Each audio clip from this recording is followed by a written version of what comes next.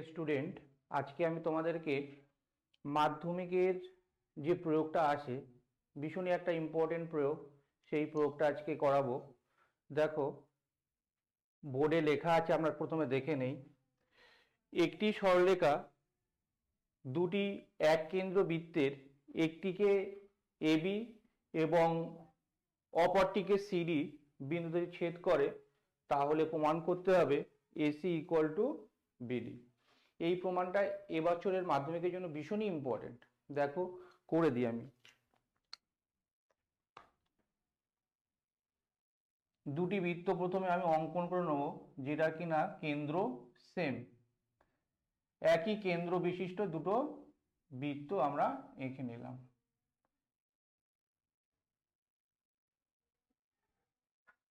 তাহলে বৃত্তের কেন্দ্রটার নাম দিলাম ও। তাহলে একই কেন্দ্র বিশিষ্ট প্রথমে আমরা কি করলাম, দুটো বৃত্ত এঁকে নিলাম। এবার একটি সরলরেখা, আমরা একটা সরলরেখা ড্র করি। একটি সরলরেখা একটি বৃত্তকে এ এবং বি বিন্দুতে এবং অপর একটি বৃত্তকে সি এবং ডি বিন্দুতে ছেদ করেছে। তাহলে আমি নামকরণগুলো দিয়ে দিলাম। দেখো, ভালো করে লক্ষ্য করো, এক কেন্দ্র বিশিষ্ট দুটো বৃত্ত এবং একটি সরলরেখা প্রথম বৃত্তকে বা ছোট বৃত্তকে আমরা বলতে পারি এ এবং বি বিন্দুতে ছেদ করেছে, এবং বড় যে বৃত্তটা আছে সেটাকে সি এবং ডি বিন্দুতে ছেদ করেছে। তাহলে আমাদেরকে প্রমাণ করতে হবে কি, তাহলে প্রমাণ করতে হবে এসি মানে এই পোর্শনটা ইকুয়াল টু বিডি, এই দুটো লেন্থ সমান, সেটা আমাদেরকে প্রমাণ করতে হবে। দেখো, এইটুকুনি আমি আলাদা কালার দিয়ে দেখাচ্ছি, এই দুটো পোর্শন আমাদের একই হবে সেটা প্রমাণ করতে হবে। তাহলে প্রথমে কি হয়, প্রদত্ত। তাহলে আমি প্রদত্ত লিখে দিই, প্রদত্ত। যেহেতু এখানে স্টেটমেন্টের মধ্যে এ বি সি ডি সমস্ত কথাগুলো দেয়া আছে, তাই প্রদত্তের মধ্যে আমি ধরা যাক কথাটা লিখবো না গো, ঠিক আছে। ও কেন্দ্র বিশিষ্ট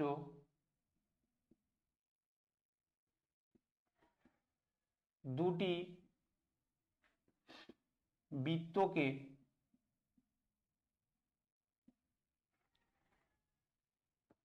একটি সরল রেখা প্রথমটিকে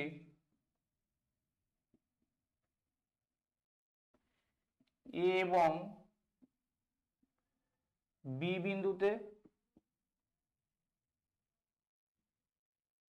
এবং অপরটি অর্থাৎ বড় বৃত্তকে সি এবং ডি বিন্দুতে ছেদ করেছে।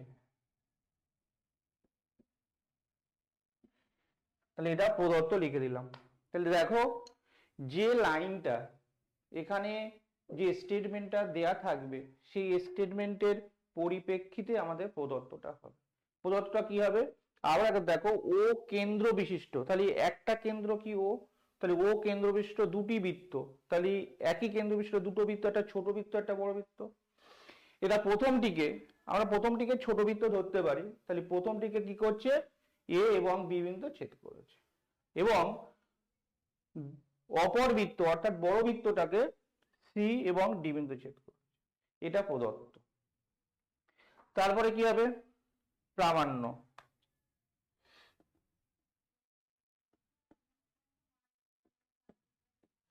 প্রামাণ্যটা কি লিখবো, অতএব প্রমাণ করতে হবে যে এসি ইকুয়াল টু ডিবি বা বিডি। তাহলে তাহলে কি প্রমাণ করবো? দেখো এসি বা সিএ ইকুয়াল টু বিডি বা ডিবি, এই দুটো আমাদেরকে প্রমাণ করতে হবে। সমানটা সেটা আমরা দেখব। এবারে অঙ্কন।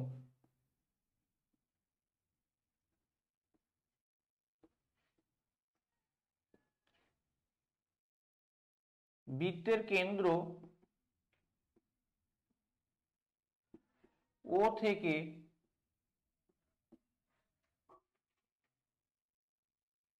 সিডি সরলরেখার উপর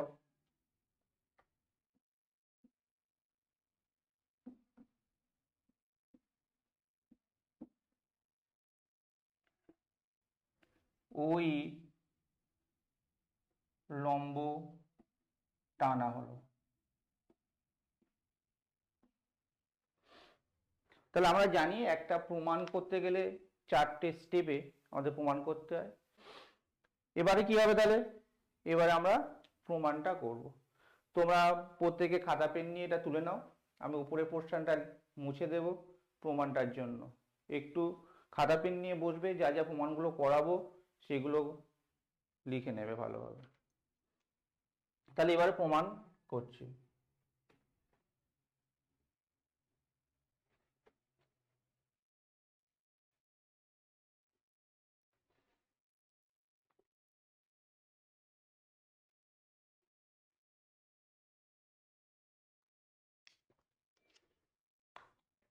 এবার তাহলে প্রমাণ।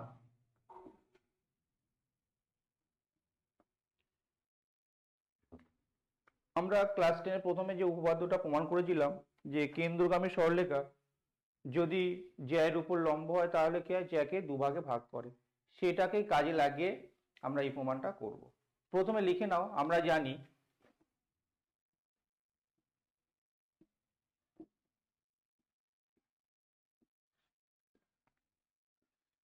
কেন্দ্রগামী সরলরেখা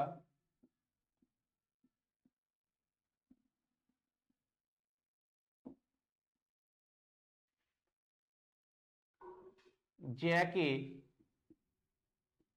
সমদ্বি খণ্ডিত করে।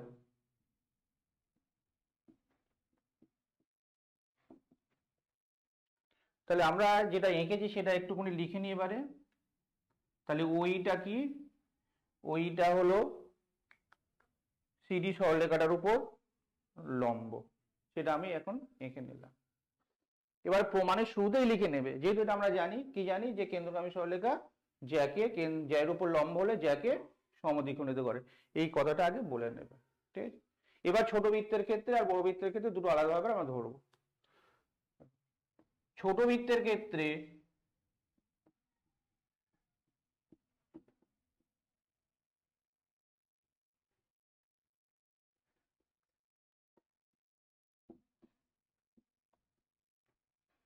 এবি জ্যা এবং ওই এবি এর উপর লম্ব।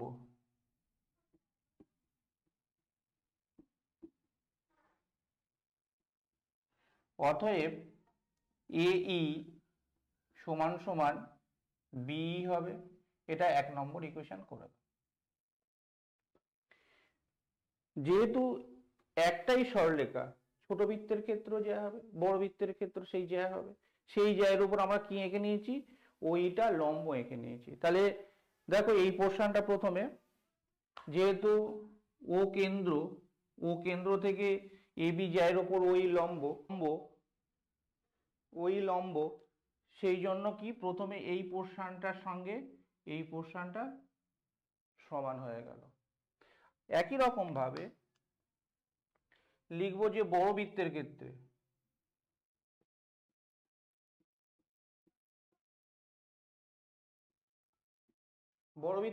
কি হবে? দেখো সিডি জ্যা এবং ওই সিডি এর উপর লম্ব। কারণ আমরা প্রথমেই এঁকে নিয়েছি সিডি সরলরেখার উপর লম্ব, সেই লম্ব কথাটা আমি বলে দিলাম অঙ্কন অনুসারে। তাহলে অতএব সিই ইকুয়াল টু ইডি হবে। এটা 2 নম্বর ইকুয়েশন করে দাও। দেখো একবার আমরা এইটুকুনি প্রশ্নের সাথে এইটুকুনি প্রশ্ন কি সমান, তার মানে এর সঙ্গে বি সমান। আবার কি বলছি, আবার সির সঙ্গে সমান। তাহলে আমরা টোটাল যে বড় সরলরেখাটা আছে, বড় সরলরেখাটা থেকে যদি একবার এইটুকুনি মানে বি এবং এই বাদ দিয়ে দিই এবং এরা নিজেরা পরস্পর সমান, তাহলে কি পাবো, এসি ইকুয়াল টু বিডি পেয়ে যাবো। ঠিক আছে, এবার লেখো 2 থেকে 1 বিয়োগ করে পাই, 2 থেকে 1 বিয়োগ করে পাই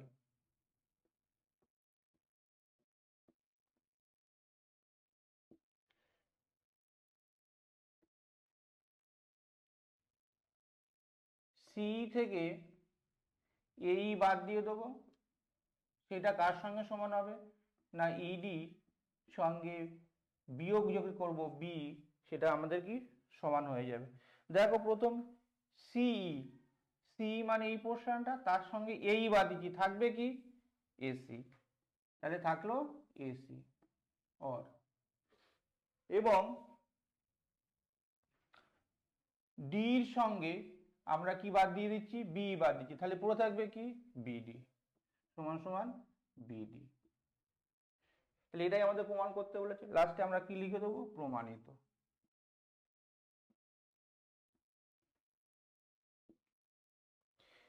এটা মাধ্যমিকে কিন্তু 3 নম্বর দিয়ে প্রয়োগ আসে, এটা অবশ্যই ভালোভাবে করবে।